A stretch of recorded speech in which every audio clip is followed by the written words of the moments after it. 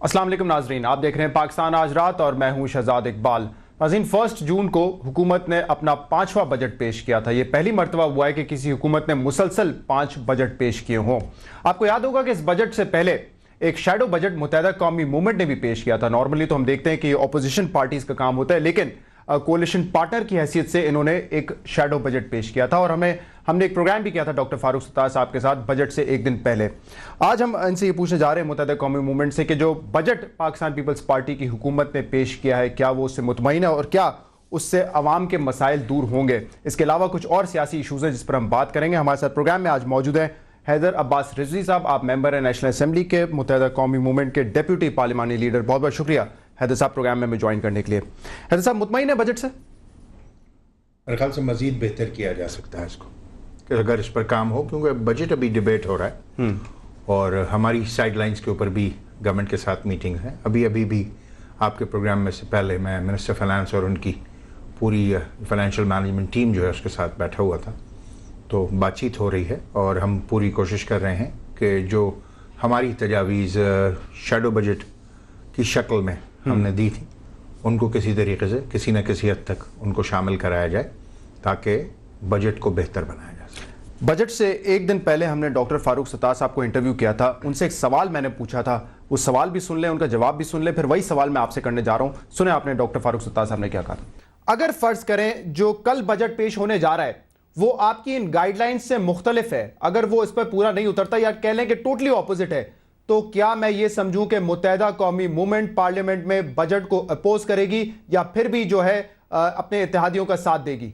देखें, इस फैसले का मैं मतलब ये कि क़ब्ल अज़ वक्त है इसका इजहार करना कि हम क्या करेंगे, लेकिन जाहिर है कि हम इस मरतबा बहुत तैयारी के साथ गए हैं और जो काम ब्यूरोक्रेसी को करना चाहिए था, जो पॉलिसी जो सतह है हुकूमत की, हमने ये भी पेशकश की थी कि यही बजट पिछले साल हमने कह दिया था कि हमारे जो फाइनेंशियल और माशी एक्सपर्ट्स हैं उनकी खिदमत आपके लिए, आप FBR में बिठा दें, आप एक्सपेंडिचर साइड पे बिठा दें, रेवेन्यू साइड पे बिठा दें, डेवलपमेंट साइड पे बिठा दें, मेरी टीम आपकी मदद करने के लिए तैयार है। और जब मैंने ये जो सेलिएंट फीचर्स हफीज़ शेख साहब को दिए तो उन्होंने फ़ौरन वो कमेटियाँ बनाई।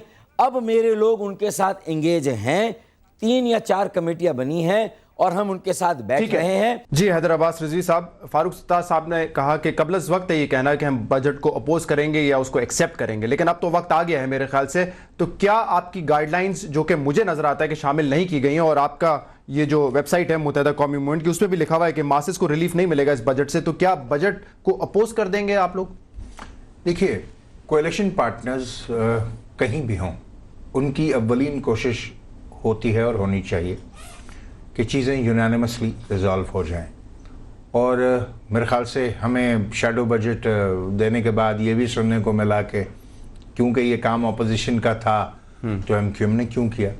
मैं ये समझता हूँ कि ये काम तो पाकिस्तान में मौजूद तमाम ही सियासी जमातों का है कि वो अल्टरनेट ऑप्शंस ज़रूर दें, और अगर वो नहीं देंगे तो कलेक्टिव विजडम नहीं होगा। उसके बावजूद जो हमारी मुसलसल मीटिंग्स जारी हैं उसमें हम यही कोशिश कर रहे हैं कि अपने जो शैडो बजट की जो हमारी तजावीज़ हैं वो ज़्यादा से ज़्यादा जितनी भी मुमकिन हो सके वो शामिल करवाएं। और जाहिर है कि दुनिया में कोई भी मज़ाकरात हो, चाहे दोस्त और दुश्मन के दरमियान हो, चाहे दो दोस्तों के दरमियान हो, वो विन विन सिचुएशन पे ही ख़त्म होते हैं। अगर विन लूज सिचुएशन या लूज विन सिचुएशन हो तो मेरे ख्याल से दुनिया का कोई भी डायलॉग कामयाब नहीं होता।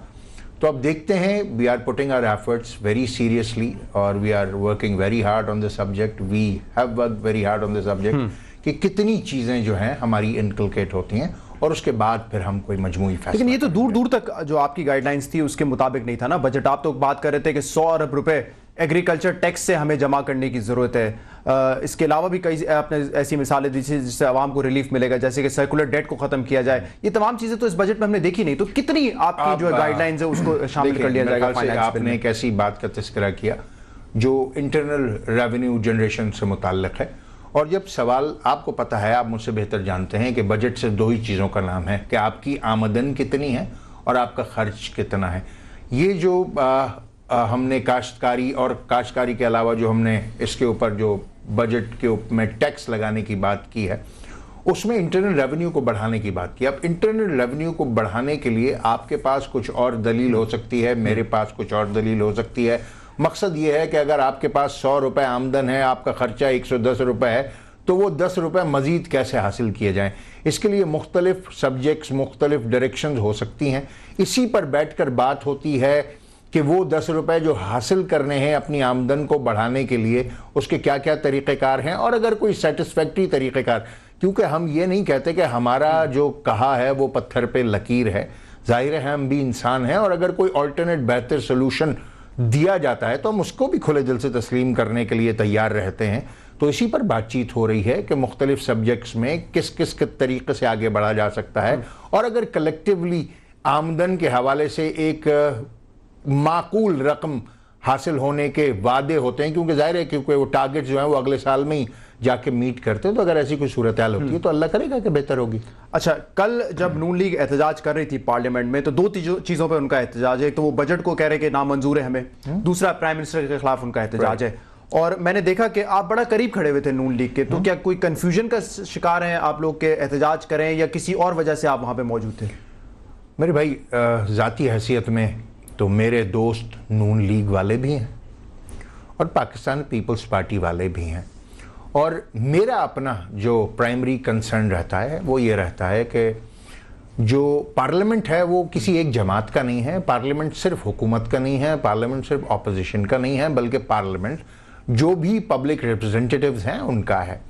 اور ایک ایسی صورتحال میں جب کہیں بھی کوئی چیز احتجاج سے بڑھ کر کسی ایسی صورتحال کی طرف جاتی ہے جو پارلیمنٹ کے لیے شاید زیبا نہ ہو, تو وہ میرا پوائنٹ آف کنسرن بنتا ہے. اور کل کی وہاں پر میری موجودگی کا مقصد صرف یہ تھا کہ احتجاج کرنا نون لیگ کا حق ہے اور اپوزیشن کا حق ہے, بلکہ بسا اوقات تو جو حکومتی جماعتیں ہیں ان کا بھی حق ہوتا ہے. کوئی ایسی چیز نہ ہو جائے جو پارلیمنٹ کے کسر شان جیسے اس دن بجٹ میں ہاتھا پائی, جو پارلیمنٹ کے کسر شان ہو. تو اگر میری موجودگی سے تھوڑا بہت فرق پڑ سکتا ہے. مطلب آپ ریفری تھے وہاں پہ الگ کروانے کے لیے؟ دیکھیے, ریفری کا تو مطلب یہ ہوتا ہے کہ 2 آدمی لڑ رہے ہوں تو بیچ میں یہ دیکھے کہ فاؤل کون کر رہا ہے. میری کوشش یہ تھی کہ احتجاج ضرور ہونا چاہیے, اور جس طرح احتجاج ہوتا ہے کرتے رہنا چاہیے, مگر اس میں کوئی تلخی کا عنصر نہ آنے پائے. ایک کنوکٹڈ پرائم منسٹر جو کہ اپنی سزا بھی بھگت چکا ہے, اپیل میں بھی نہیں گیا, جس کا مطلب یہ ہے کہ انہوں نے شاید ایکسیپٹ کر لیا کہ ہاں میں گنہگار ہوں, مجھے سزا ہو گئی, ٹھیک ہے مجھے اپیل میں جانے کا بھی حق ہے, لیکن میں اپیل میں نہیں جا رہا ہوں.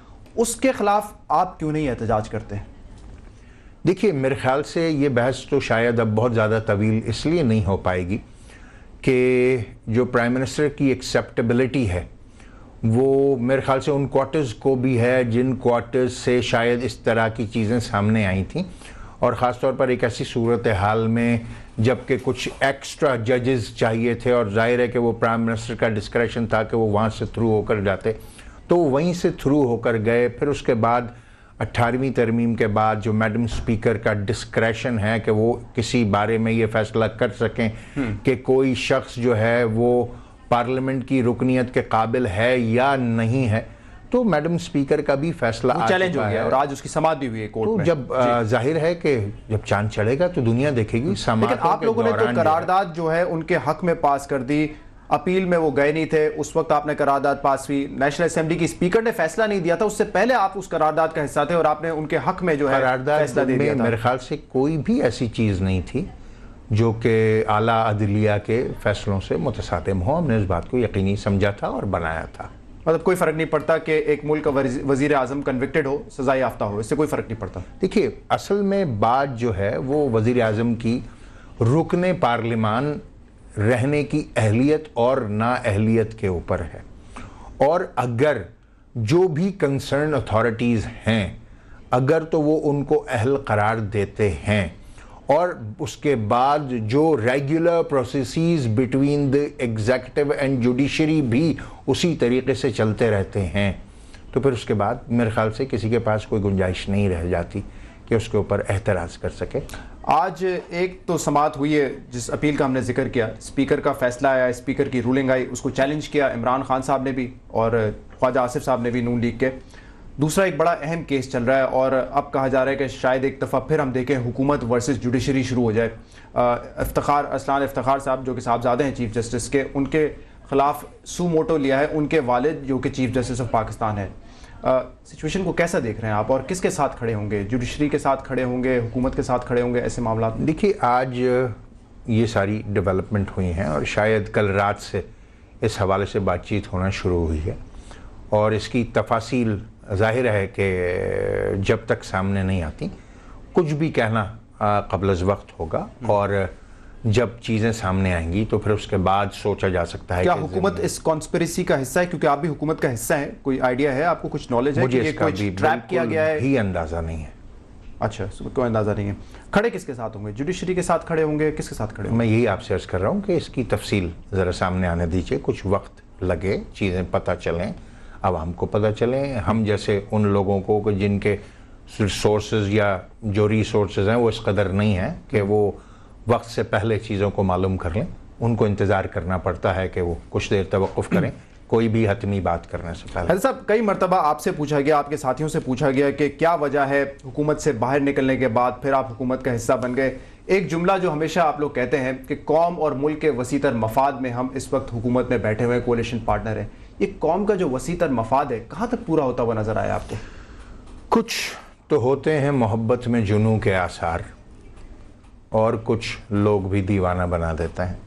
जाहिर है कि ये फ़ैसले खुशी से नहीं होते, कुछ इंटरनल प्रेशर्स होते हैं, कुछ एक्सटर्नल प्रेशर्स होते हैं, और जाहिर है कि जब ऐसी मुश्किलात सामने आती हैं तो फिर आदमी को अपने फ़ैसलों पर जो है नज़रसानी करनी पड़ती है।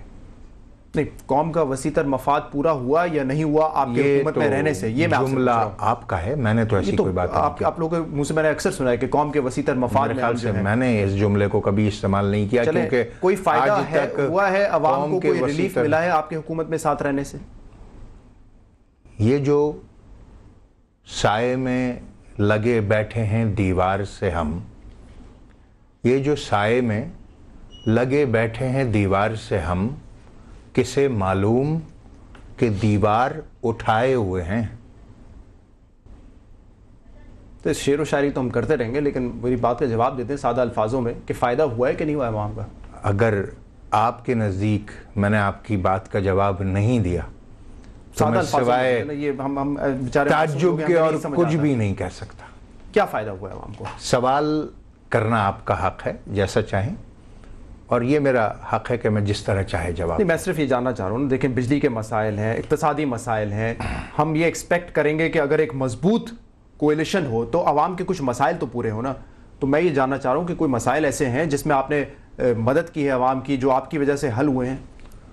कुछ चीज़ें प्रीएम्प्टिवली डील की जाती हैं, कुछ चीज़ें ऐसी होती हैं हुकूमती मामलात में जो कि दिखाई नहीं देती, और जब कोई फ़ैसला इस तरह का होता है तो फिर उनकी गहराई और गिराई का अंदाज़ा होता है। मैंने बड़े वाज़े लफ्ज़ों में आपसे कहा, आपकी तसल्ली के लिए दोहरा देता हूँ कि कुछ इंटरनल प्रेशर्स होते हैं और कुछ एक्सटर्नल प्रेशर्स होते हैं, और बसा औक़ात उन प्रेशर्स को तस्लीम ना करने की भारी कीमत अदा करनी पड़ती है। किस किस्म की कीमत अदा? मेरे ख्याल से मैं अब सवाल से आगे आपकी जवाब के लिए वजाहत नहीं कर पाऊँगा। अच्छा, ये बताएं कि अगर इस वक्त मुत्तहिदा कौमी मूवमेंट हुकूमत से बाहर हो तो ज़्यादा फ़ायदा पहुंचा सकती है अवाम को, या हुकूमत में रह के? देखिए, मैं ये समझता हूँ कि इस वक्त फौरी तौर पर तो अब एक सूरत हाल ऐसी आ चुकी है कि इंतखाबात जो हैं वो शायद अगले मोड़ पर हैं, और आइंदा जो 3, 4, 5 महीने हैं उसमें कुछ बेहतरी की उम्मीद इस हवाले से MQM को ख़ास तौर पर अपने वोट बैंक में है कि जहाँ पर कुछ बड़े मंसूबे हैं जो इल्तवा का शिकार थे, कुछ नए मंसूबे ऐसे हैं कि जिनको ग्राउंड ब्रेकिंग होनी है। तो ये थोड़ा सा अपने जो वोट बैंक है उसके हवाले से इम्पॉर्टेंट है। और दूसरी चीज़ ये कि जो कुल मजमूई तौर पर पूरे पाकिस्तान में चाहे कोई भी जमात हो वहाँ की हुक्मरान, चाहे PMLN हो, चाहे पाकिस्तान पीपल्स पार्टी हो, चाहे दीगर कौम परस्त जमातें हों, अगर आप इस बात पर गौर फरमाएं कि बावजूद इसके कि PMLN पर दबाव रहा कि वो इस्तीफ़े दे दें, उन्होंने नहीं दिए, और ये जाहिर है उन्होंने ऐसा सोच समझ कर किया। کیونکہ عوامی فلاح و بہبود کے حوالے سے ان کے پاس جو منصوبے ہیں میرے خیال سے وہ بھی جو کچھ بھی ان کو 4 سال میں کرنا تھا اس کو سم اپ اور کنکلوڈ کرنا ہے ان کو. میں یہ سوال اس لیے آپ سے پوچھا اور آپ نے کہا جتنا جواب آپ دینا چاہیں گے وہ دیں گے، کیونکہ الزام یہ لگایا جاتا ہے کہ متحدہ قومی موومنٹ کسی کے ساتھ بھی کولیشن بنا سکتی ہے اگر وہ حکومت میں ہو، اور دوسرا اس کولیشن کا فائدہ اور حکومت میں رہنے کا فائدہ آپ کے ووٹرز کو ضرور ہوگا، آپ کی کانسٹیٹوئنسیز میں ضرور ہوگا، لیکن اوور آل پاکستان کو نہیں ہوگا. میرے خیال سے اگر دیکھا جائے تو موجودہ جو 5 سال گزرے ہیں اور گزر رہے ہیں اس میں تقریباً ہر کنسرن کوارٹر اور خاص طور پر وہ تمام جماعتیں جو کہ حکومت کا بھی حصہ ہیں، کچھ اپوزیشن میں بھی ہیں، وہ براہ راست ایک دوسرے سے بہت کم متصادم ہوئے ہیں، اور انہوں نے کوشش یہ کی ہے کہ وہ اپنے اپنے سیٹ اپ میں رہتے ہوئے اپنے اپنے علاقوں میں اپنے اپنے ووٹرز کو سیٹسفائی کرنے کی کوشش کریں.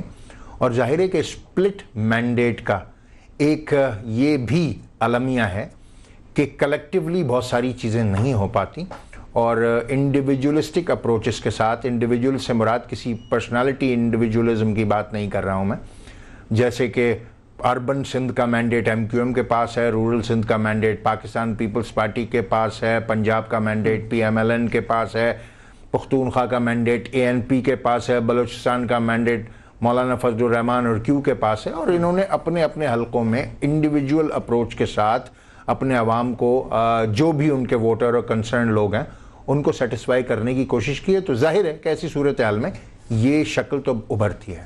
اچھا یہ مجھے بتائیں کہ کیا اگلا الیکشن بھی یہ جو اتحادی ہیں اس وقت حکومت کے پیپلز پارٹی کے، آپ ہو گئے اے این پی کافلی کے ساتھ لڑنے جا رہے ہیں الیکشن؟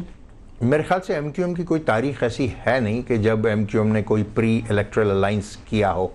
اب تک 9 الیکشنز ایم کیو ایم نے لڑے ہیں مجموعی طور پر، اور ان 9 الیکشنز کی جو ہماری ہسٹری ہے وہ یہ نہیں بتاتی ہمیں کہ ہم کسی کے ساتھ پری الیکٹرل الائنس کرتے ہوں. اگر کوئی ڈراسٹک پالیسی چینج ہوگا تو میرے خیال سے ویل تھاٹ آف ہوگا، اور اس پر رابطہ کمیٹی ظاہر ہے جب وقت آئے گا تو پھر فیصلہ کرے گی. پاکستان تحریک انصاف کے ساتھ بھی آپ جو ہے اتحاد بنا لیں گے اگر حکومت میں وہ آتے ہیں؟ دیکھیے یہ سوال میرے خیال سے تھوڑا سا قبل از وقت ہے، اور پاکستان تحریک انصاف جس اسپرٹ کے ساتھ اور جس طاقت کے ساتھ اس بار انتخابات میں جا رہی ہے اس سے پہلے کبھی نہیں گئی، اور ان کے ووٹ بینک کے حوالے سے بھی بہت سارے لوگوں کے بہت مختلف خیالات ہیں. کچھ کے نزدیک ان کی لینڈ سلائیڈ وکٹری ہوگی، کچھ یہ کہتے ہیں کہ ان کو بالکل پذیرائی نہیں ہوگی. تو ظاہر ہے کہ جیسا میں نے آپ سے عرض کیا کہ ایم کیو ایم کی تاریخ تو پری الیکٹرل الائنس کی نہیں ہے، اور ایم کیو ایم نے ہمیشہ پاکستان تحریک انصاف کے چیئرمین جو ہیں عمران خان صاحب وہ تو رول آؤٹ کر چکے ہیں. وہ کہتے ہیں کہ ایم کیو ایم سمیت جتنے بھی وہ پارٹیز ہیں جو کہ اس وقت سپورٹ کر رہی ہیں کرپٹ حکومت کو، ان کے ساتھ ہم الائنس نہیں بنائیں گے، اور یہ تمام پارٹیز جو ہیں اسٹیٹس کو کا حصہ ہیں. آپ تو اپنے آپ کو اسٹیٹس کو سے ہمیشہ الگ دکھاتے ہیں نا کہ مڈل کلاس کی جماعت. اگر عمران خان صاحب نے یہ کہا ہے تو ظاہر ہے کہ وہ اپنی پارٹی کے پالیسی میکر ہیں، وہ چیئرمین ہیں، تو پھر تو بات ہی ختم ہوتی ہے. مطلب آپ کا پوائنٹ آف ویو کیا؟ آپ نہیں، بعد میں فیصلہ کریں گے، الیکشن کے بعد فیصلہ کریں گے کہ بھائی کس کی کیا اسٹرینتھ بنتی ہے، کیا نہیں بنتی، پولیٹیکل ڈائنامزم کیا بنتا ہے، ملک کیا شکل اختیار کرتا ہے، دیگر پولیٹیکل پارٹیز کے کیا مینڈیٹ ہوتے ہیں، کسی بھی پولیٹیکل پارٹی کی ٹورڈز ایم کیو ایم کیا اپروچز رہتی ہیں، کس طریقے سے ڈائنامکس ڈیولپ ہوں گی. تو یہ تو ابھی بہت دور، دلی بہت دور ہے میرے بھائی. ٹھیک ہے، ایک بریک کی طرف ہم جائیں گے، اور اس کمرشل بریک کے بعد ہم حیدر عباس صاحب سے مزید بات کریں گے. ناظرین ہمارے ساتھ رہیے گا.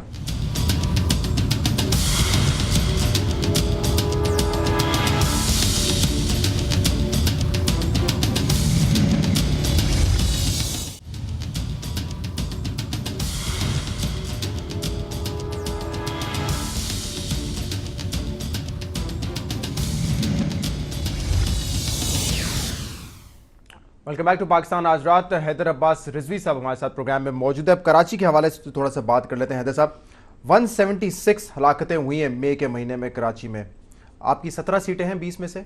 کیا آپ کا ووٹر آپ سے یہ پوچھے گا نہیں کہ آپ حکومت میں رہے، سندھ میں بھی، وفاق میں بھی، تو یہ ہلاکتیں اور یہ لاشوں کی سیاست کیوں نہیں بند ہو سکی کراچی میں؟ بالکل پوچھے گا، کچھ تو وہ پوچھے گا، کچھ وہ سمجھتا بھی ہے کہ صورتحال کیا ہے. کراچی کو اور کراچی کی صورتحال کو جس طرح ڈیل کیا جانا چاہیے شاید اس طریقے سے ڈیل نہیں کیا جا رہا. اور میں شہزاد یہ کہنا چاہوں گا، مجھے تھوڑا سا اگر وقت دے دیں کہ مثال دیتا ہوں کہ بخار بذات خود کوئی بیماری نہیں ہے. بخار کسی مرض کی علامت ہے.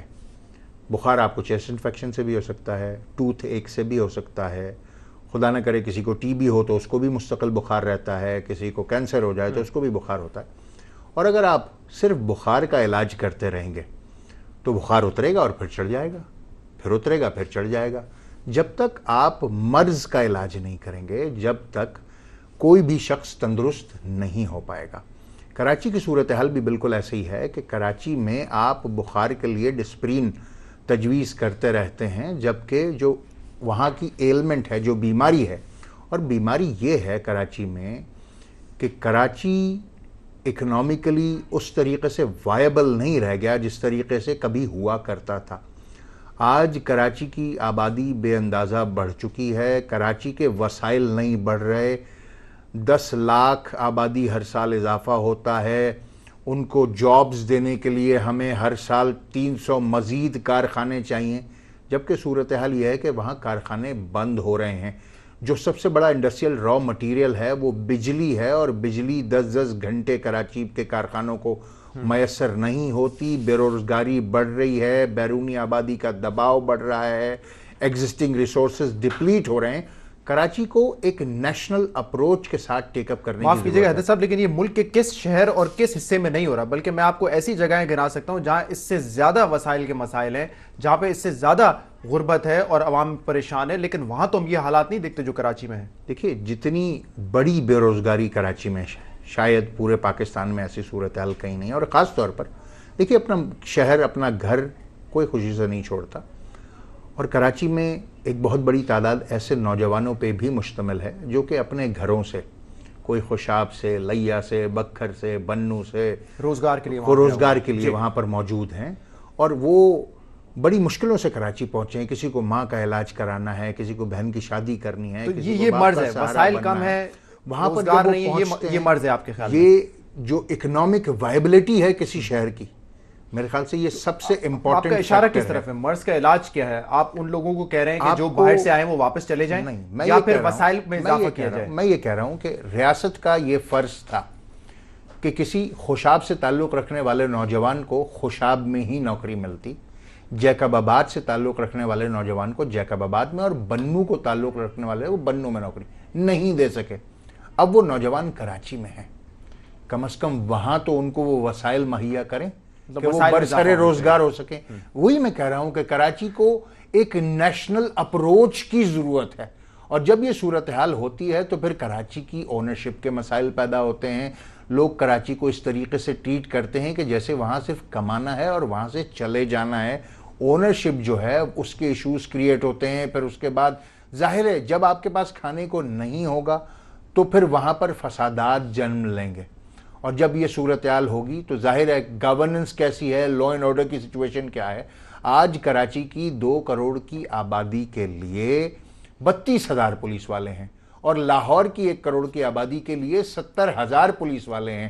جو ان پٹ ہونا چاہیے وہ ان پٹ ان ٹرمز آف اکانومی نہیں ہے, اور جب وہ نہیں ہوگا لا اینڈ آرڈر مینٹین نہیں ہو پائے گا, اکنامی کی صورتحال جو ہے اس قدر ڈیٹیریٹ کر جائے گی, ڈائریکٹ فورن انویسٹمنٹ نہیں ہوگا, ایگزسٹنگ ریسورسز ڈپلیٹ کر رہے ہوں گے, پینے کا پانی میسر نہیں ہوگا, بجلی نہیں ہوگی. سمپلسٹک ویو دے رہے ہیں نا, لیکن اصل حقیقت تو یہ جو سپریم کورٹ نے بھی ہمارے سامنے رکھی تھی کہ چاہے وہ متحدہ قومی موومنٹ ہو, پیپلز پارٹی ہو یا ANP ہو, آپ کے پاس آپ کی صفوں میں دہشت گرد موجود ہیں, ایسے لوگ موجود ہیں جو کہ اسلحہ رکھتے ہیں, اسلحے کا استعمال کرتے ہیں. اس کا اس سے کیا تعلق ہے؟ میں تو آپ سے یہ عرض کر رہا ہوں نا کہ آپ بخار کو مرض سمجھ رہے ہیں, میں بخار کو علامت سمجھ رہا ہوں.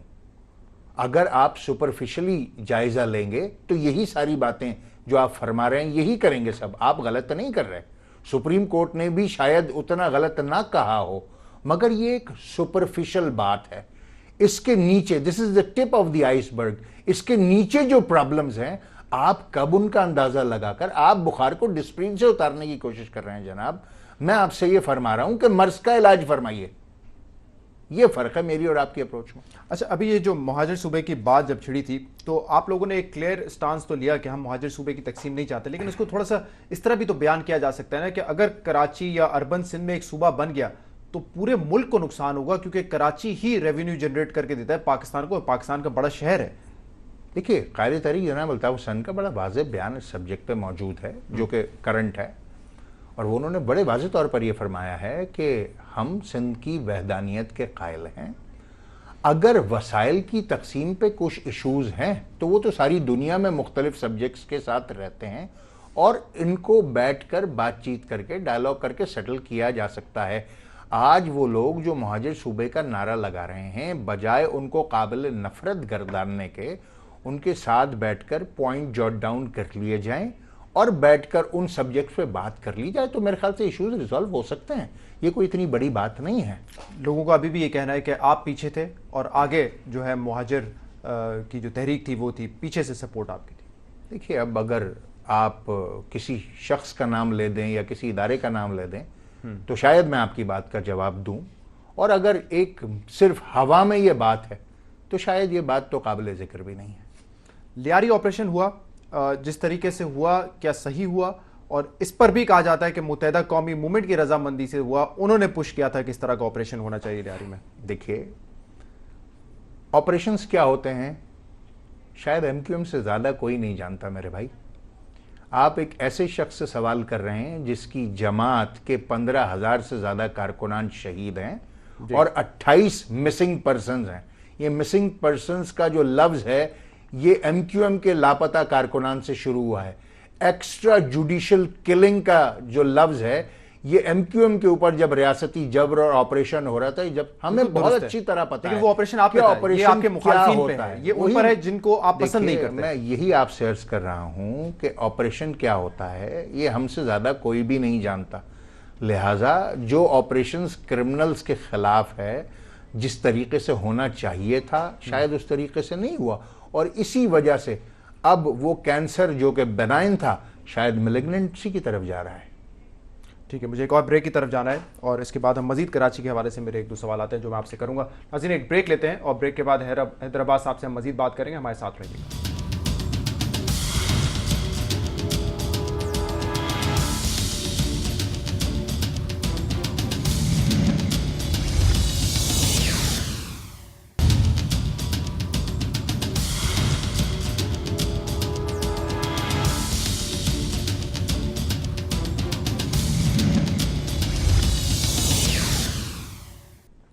ویلکم بیک ٹو پاکستان آج رات۔ حیدر عباس رضوی صاحب متحدہ قومی موومنٹ کے ممبر نیشنل اسمبلی ہمارے ساتھ موجود ہے۔ حیدر عباس رضوی صاحب، پھر میں اسی پر آتا ہوں کہ کراچی میں ہلاکتیں ہو رہی ہیں، آپ کے کولیشن میں رہنے سے اس سے کوئی فائدہ نہیں ہوا، لوکل باڈی الیکشنز ایک بہت بڑا ایشو ہے جس کو آپ لوگ نہیں کروا سکے، تو اتحادیوں کا کچھ فائدہ اس لحاظ سے بھی ہمیں نہیں نظر آ رہا؟ نقصان کا کم ہونا بھی ایک فائدہ ہی ہے۔ لیکن اگر لوکل باڈی الیکشنز ہو جاتے ہیں تو اس سے کس کو نقصان ہوگا؟ ہمیں تو بہت فائدہ ہوگا اس کا، اور کیوں پورے نہیں ہو رہا؟ پاکستان کے عوام کو بہت کیونکہ اس وقت تو اپوزیشن تو ہے ہی نہیں نا، سندھ میں تو اپوزیشن ہے ہی نہیں۔ ایک مائنڈ سیٹ ہے، ایک مائنڈ سیٹ ہے۔ 18ویں ترمیم کے بعد اختیارات مرکز سے لے کر صوبائی دارالخلافوں کو دے دیے گئے۔ اسلام آباد سے اختیارات چلے گئے پشاور کو، اسلام آباد سے لاہور کو، کوئٹہ کو، کراچی کو یا لڑکانہ کو، جو بھی آپ کہنا چاہیں، مگر اس کے بعد اختیارات کی اس سے زیادہ نچلی سطح پر منتقلی بھی لازم تھی، مگر جو فیوڈلسٹک مائنڈ سیٹس ہیں وہ اختیارات کو اپنے سے نیچے جاتے دیکھنا ہی نہیں چاہتے، وہ چاہتے ہی نہیں ہیں کہ اختیارات پاکستان کے عوام تک پہنچیں۔ تو اب آسمان سے گرا ہے، کھجور میں اٹکا ہے، ایک جدوجہد کا نیا باب شروع ہوا ہے کہ پہلے وفاق سے اختیارات صوبائی دارالخلافوں کو منتقل کیے، اب ایک نئی جدوجہد شروع ہوگی کہ صوبائی دارالخلافوں سے، کیونکہ جس طریقے سے نیشنل فائنانس کمیشن آپ کو یاد ہوگا کہ اس پر امپلیمنٹ ہوا اور ایم کیو ایم کی کوششوں سے ہوا، کیونکہ صوبائی خود مختاری تو ایم کیو ایم کا سبجیکٹ تھا 18ویں ترمیم میں، مگر جو پروونشل کمیشنز بننے ہیں، پروونشل فائنانس کمیشن، وہ کسی صوبے میں نہیں بنے، اور جب نہیں بنے تو آپ نے صورتحال دیکھی کہ پشاور سے کے ساتھ نہیں رہنا چاہتا ہے ایبٹ آباد، لاہور کے ساتھ ملتان نہیں رہنا چاہتا۔ یہ کس وجہ سے ہے کہ آپ نے اختیارات نیچے منتقل ہی نہیں کیا، اور آپ لوگ یہ سندھ میں بھی امپلیمنٹ کروانے میں ناکام رہے ہیں کیونکہ حکومت میں تو آپ بھی ہیں۔ ہم چاہتے ہیں کہ بلدیاتی انتخابات ہوں، مگر ہمارے کولیشن پارٹنر شاید نہیں چاہتے۔ میں پورے پروگرام میں اس پہ آپ سے بار بار بات کرتا ہوں، تو میں یہ فگر آؤٹ کرنے کی کوشش کر رہا ہوں کہ فائدہ کیا ہے۔ آپ کہہ رہے ہیں فائدہ نہیں ہے تو نقصان کم ہے، کیا نقصان ہوگا؟ نہیں وہ تو آپ نے کسی اور پرسپیکٹو میں بات کی. میں کراچی کی بات کروں, کیا نقصان ہوگا؟ لیٹس سپوز بہت سارے لوگ کہتے ہیں میں رہنے کا فائدہ اگر متحدہ قومی موومنٹ کی کوئی اچھے پروپوزل پر بات نہیں مانی جا رہی, چاہے وہ بجٹ ہو چاہے وہ لوکل باڈی الیکشنز ہوں, تو پھر متحدہ قومی موومنٹ کیوں ساتھ ہے؟ اگر باہر آتے ہیں کیا نقصان ہوگا؟ ذرا بتائیں عوام کو کیا نقصان ہوگا. اس کی تفصیلات شاید آف دا ریکارڈ تو بات کر سکوں, آن دا ریکارڈ میں تھوڑا سا اجتناب کرتا. ایک مرتبہ تو آپ نے یہ کہا تھا نا, اور ہمیں مثال بھی دی جاتی ہے کہ جب ہم علیحدہ ہوئے تھے تو کراچی میں قتل و غارت بہت زیادہ بڑھ گیا تھا. یہ فیئر ابھی تک موجود ہے؟ ایک سبجیکٹ یہ بھی ہے, یہ فیئر ہے, ایک سبجیکٹ یہ بھی ہے. تو یہ کون کرتا ہے؟ تیسری قوت فائدہ اٹھاتی ہے جب آپ دونوں الگ ہو جاتے ہیں؟ سارے انٹرسٹ گروپس ہوتے ہیں. ٹھیک ہے, تو کراچی کے حالات اب بہتر کیسے ہوں گے؟ آپ بھی کولیشن میں رہنا چاہتے ہیں, آپ کہہ رہے ہیں مجبوری ہے کہ کراچی کو اقتصادی صورتحال کے علاوہ نیشنل پرسپیکٹو میں دیکھیں. میں مشتاق احمد یوسفی ایک بہت بڑے, بلکہ مجھے کہنے دیجئے کہ اردو ادب کے سب سے بڑے میزان نگار ہیں. انہوں نے اپنی کتاب زرگزشت میں شاید یہ لکھا ہے کہ کراچی ایک ایسی گائے ہے جس کا دودھ تو سب پیتے ہیں, چارہ کوئی نہیں ڈالتا. کراچی کو چارہ ڈالیے, پورا پاکستان مستفیض ہوتا ہے, ہوتا رہے, بالکل ہونا چاہیے. کراچی اگر ڈپلیٹ ہوگا, کراچی کو نقصان ہوگا, تو براہ راست اہلیان کراچی کو اور بالواسطہ جو ہے کراچی کو دوسرے شہروں کے مقابلے میں زیادہ وسائل دینے کی ضرورت ہے. بالکل دینے کی ضرورت ہے. آپ کو ابھی بھی 700 میگا واٹ بجلی ملتی ہے, جبکہ پنجاب میں 16-18 گھنٹے لوڈ شیڈنگ ہوتی ہے. شہباز شریف شور مچاتے رہتے ہیں کہ یہ 700 میگا واٹ ہمارے ہیں جو کہ کراچی کو ملتے ہیں. تو کراچی کو فیور تو دیا جاتا ہے نا اس حوالے سے. 70% وسائل کراچی سے ہیں. ہم نہیں کہتے کہ ہمارے ہیں, ملک ہم تو کہتے ہیں پورے پاکستان کے ہیں. بالکل پورے پاکستان کے ہیں. تو اگر 16,000 کی گریڈ میں 700 کو کراچی کو دیتے ہیں آپ, تو یہ کوئی ایسی بڑی بات نہیں ہے. ایک پازیٹیو بات بتائیں کہ کراچی کے حالات صحیح ہونے والے ہیں یا نہیں ہونے والے ہیں. آپ ایک چپے چپے سے واقف ہیں, گلی گلی سے واقف ہیں. Law and order situation Karachi کی بہتر ہوگی, یہ شہر واپس رہنے والا ہوگا یا نہیں ہوگا؟ دیکھیے, اگر لا اینڈ آرڈر کراچی کی پولیس ہو, لوکل پولیسنگ ہو, اور وہاں کی پولیس کو اختیارات ملیں, وسائل ملیں, تعداد بڑھائی جائے. 3 قسم کے اس کے سولوشنز ہیں. ایک کوئک فکس ہے, ایک مڈ ٹرم سولوشن ہے, ایک لانگ ٹرم سولوشن ہے. کوئک فکس یہ ہے کہ پولیس کو یہ اختیارات دیے جائیں کہ بغیر یہ سوچے سمجھے اکراس دا بورڈ کرمنلز کو پک کیا جائے. اس طرح نہ ہو کہ جس طریقے سے ایک ابھی آپریشن کیا اور وہ ناکام ہوا. دوسرا جو مڈ ٹرم ہے, اس میں آپ کو لا اینڈ آرڈر سچویشن کو بہتر بنانے کے لیے آپ کو پولیس کو زیادہ ایکوپڈ اور ان کی تعداد کو بڑھانا پڑے گا, اور ان کی استعداد کار کو بھی بڑھانا پڑے گا. اور یہ کام کون کرے گا؟ اور لانگ ٹرم تیسرے اب ہوم منسٹر میرے خیال سے جو ہیں, ان کا چارج تو چیف منسٹر صاحب کے پاس ہے. وسان صاحب چلے گئے, مرزا صاحب چلے گئے, وفاقی جو انٹیریئر منسٹر ہیں وہ ان کا عمل دخل رہتا ہے کراچی میں. تو اب کون کرے گا؟ Who is going to do this? جن کے پاس اختیار ہے انہی کو کرنا ہے. اختیار آپ کے پاس بھی ہے حیدر عباس صاحب. میرے پاس مینڈیٹ ہے, اختیار نہیں ہے. کسی کے پاس اختیار ہے, مینڈیٹ نہیں ہے. بہت بہت شکریہ حیدر عباس رضوی صاحب, پروگرام میں آپ ہمارے ساتھ موجود تھے. ہم نے بات کی بجٹ کے حوالے سے, اور کراچی ایک ایسا ایشو ہے جو کہ فکس ہو کے نہیں دے رہا ہے. ہم روزانہ سنتے ہیں 6 سے 7 افراد ہلاک ہوتے ہیں, لاشیں ملتی ہیں لوگوں کی. سلوشنز کیا ہیں حیدر عباس رضوی صاحب نے ہمارے سامنے رکھے, short term long term. Feedback کے لیے آپ ہمیں فیس بک پہ بھی لکھ سکتے ہیں اور ای میل بھی کر سکتے ہیں. بہت بہت شکریہ پروگرام دیکھنے کا. آپ دیکھتے رہیے CNBC پاکستان.